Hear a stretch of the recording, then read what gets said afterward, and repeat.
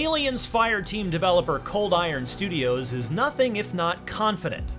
The recent video game history of the Aliens brand is checkered at best, from 2013's Aliens Colonial Marines being just plain bad, to 2014's Alien Isolation overstaying its welcome to, well, there's been nothing since. But the developer had no qualms about jumping straight into their new game with me and letting me play the first mission of the first campaign in 3-player co-op.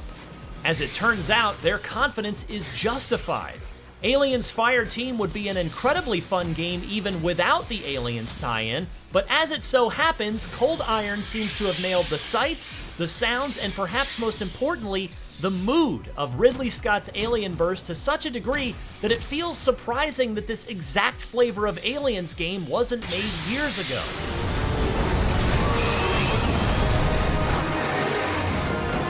And by this exact flavor, I mean Left 4 Dead style, or to use a more contemporary example, Back 4 Blood.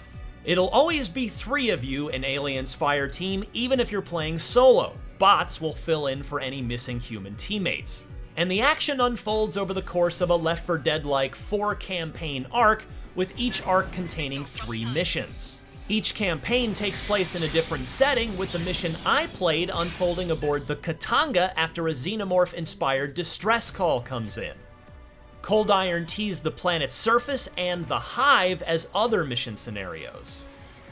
Variety and replayability will come from randomized enemy spawning. There are many, many types of xenomorphs here, including plenty that have never been seen in the Alien universe before, as well as challenge cards, which are basically mutators that can be played before each match, with new ones unlocked after them. An example Cold Iron gave me was that one challenge card might only count headshots to the Xenos, so, you know, aim carefully.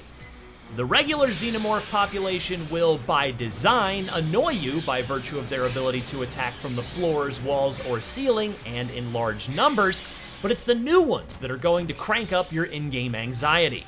I saw a few. The Spitter is like a Jurassic Park Dilophosaurus that can crawl on the ceiling. The Burster explodes into a gush of acid, which is especially problematic on higher difficulties where acid does way more splash damage. The Jumper can leap great distances, and the Warrior is a gigantic tank alien that will grab and crush you if it gets too close. Meanwhile, I didn't get to see any facehuggers, or synthetics for that matter, but Cold Iron assures me they're both in there. No matter who or what you're shooting at, you're able to choose your preferred style of attack by way of Fireteam's 5 available player classes. I played the Gunner, who gets a damage multiplier for stringing together successful pulse rifle or shotgun shots, and has an overclock special ability on a cooldown that can amplify damage for himself and any nearby teammates.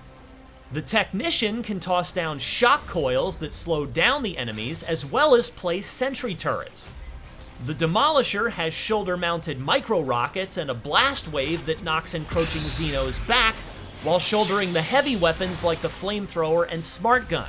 And rounding out the classes are the self-explanatory Doc and the still unknown Recon. My initial impression is that the guns feel really good. Powerful but not too powerful, while the special abilities add a nice bit of variety and strategy to the run-and-gun gameplay. On that same note, the Xenomorphs match the oomph of the weapons by not feeling too threatening individually, but making you sweat the moment they gang up on you. Naturally, each mission will have pressure points that turn up the heat, capped off by climactic scenes that will test your teamwork and force you to make careful and coordinated use of your special abilities. In the mission I played, we were swarmed by Xenos after calling and waiting for an elevator that would take us out of that area of the Katanga, if we survive. A 3-minute countdown clock begins ticking, and if you fail, it's, well, you know. That's it, man. Game over, man. It's game over.